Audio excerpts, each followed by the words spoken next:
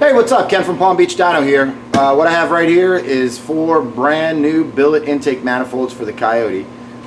These were made in Australia by PLAZAMAN, and these are the first 4, as far as I know, in the world, or at least in the US. I've got 4 of them here. These are all spoken for. One's for my own personal 2011 car, one's for Bob Williams' 2015 Armageddon car, one is for Jimmy's, the world's fastest 680 car in the world, that did that with the Armageddon kit that's on Bob's car now. He's doing the new Hellion Street Sleeper kit, and one's for Tim Eichhorn, our engine builder, and I'm not sure exactly what he's doing with it. Something cool, I'm sure. So let's go ahead and get this opened up.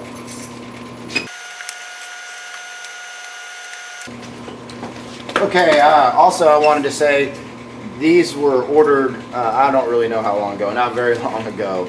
The speed in which they were made, these were shipped out Friday from Australia. It's Monday morning and they're here. Pretty cool. Pretty amazing how fast. They shipped DHL. Boxes are in perfect shape.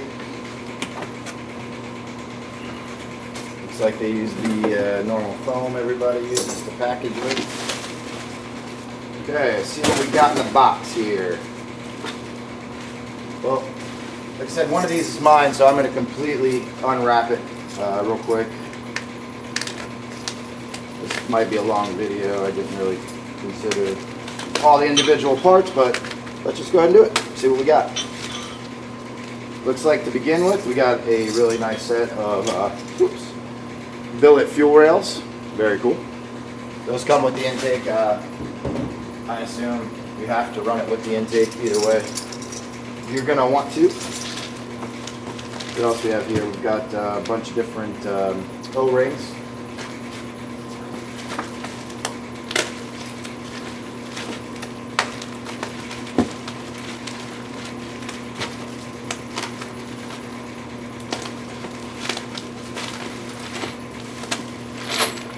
Looks like we've got all the hardware right here, some spacers, all black, anodized black, like the intake is.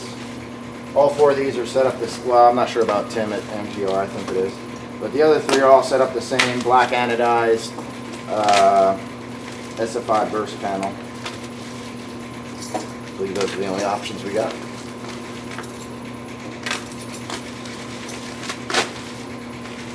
Alright, this is the front plate for the intake right here.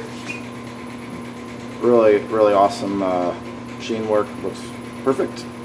This is goes to the front, throttle body bolts on here.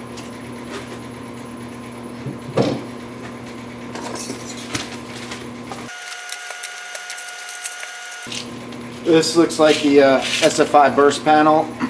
For those of you that don't know what this is used in case of some kind of failure. This panel will go on the intake manifold and blow out at a predetermined pressure instead of, you know, blowing the entire intake off the car in an overboost situation or any kind of reason where you'd have extreme pressure in the manifold.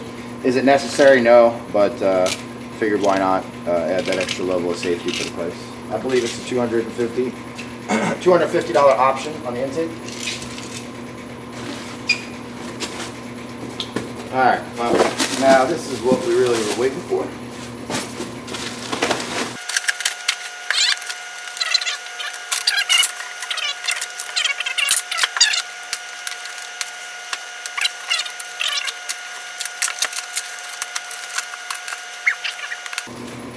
This nice way to scratch something with it. Here you go, baby. Look at this thing, man. This thing is super sweet. No doubt about it. Oh, I better be careful. It's not bolted together. Let me put it down, and then I will, I'm going to go ahead and pull it apart.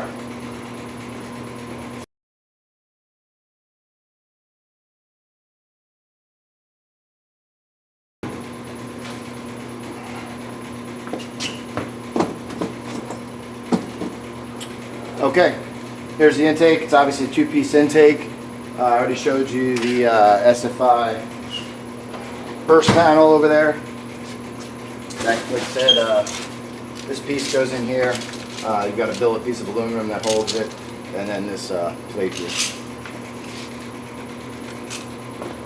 Okay, I bolted it. Obviously, normally it's normally bolted together there, and there's what you have. There's the underside of the lid. All very, very nice. Man, this is very cool.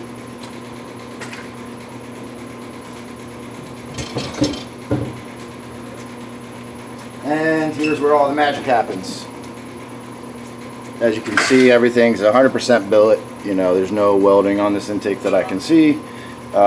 It looks like all the runners are bolted on. The intake is just thrown together with a couple bolts, so you can do the final install on the O-rings and all that. You've got a couple ports down here for vacuum, some there in the back, and you know, obviously it's beautiful. I think it's going to work well, and the only slight concern I would have on this intake is the runner length. It's fairly short. Normally a billet intake like this is meant for some crazy all-out builds, but you know, sometimes we don't turn the RPM that something like this would need.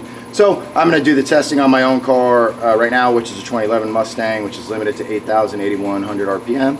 We'll see what the power band looks like compared to some other intakes, and if I feel like I really need some more RPM, well, there's two options. One, I can have my buddy Joel Charles bail me out, and we can make some really nice inserts in here. I think if we were to put the lid back on, there's definitely a little bit of room to possibly extend the runner up, like a bolt-in situation.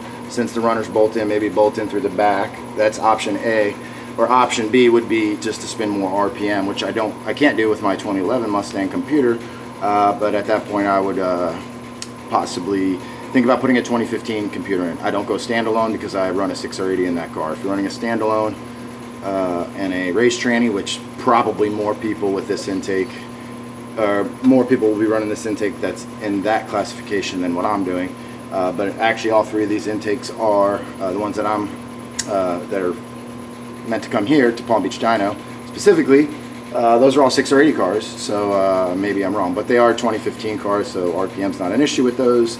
And we'll see what this bad boy makes. It'll probably be a little bit. My own personal car is going on drag week in a couple weeks, and I'm not doing this ahead of time. I'm doing a whole entirely new intake, cold side, or not intake, intercooler, cold side and intake manifolds after drag week, along with a bunch of other modifications in preparation to really push the limits of my car in the 6R80. So stay tuned. As soon as we have some results on these intakes, we'll get them to you. I would say the soonest one we'll see is probably Bob Williams' NPR engine, 6R80 billet, 6R80 parts from Daniel in Australia. Oh, big shout out to him. He was instrumental in getting us these intakes. Like I said, these are the first 4 available. The exchange rate with Australia is very good. Plus, he got us a little bit of a deal getting 4, and they were shipped here quickly. I mean, unbelievable. For those that don't know him, he is the guy. He's not involved in PLAZAMAN, but he does the billet 6R80 parts, manufactures those in Australia, and those are available through Brett LaSala, who is going to be building my new transmission soon with those parts. So I'm going to have a lot of aluminum parts rolling around in my car from Australia, so maybe us US CNC guys need to get rolling on some of these parts. But anyway, I'll keep you guys updated.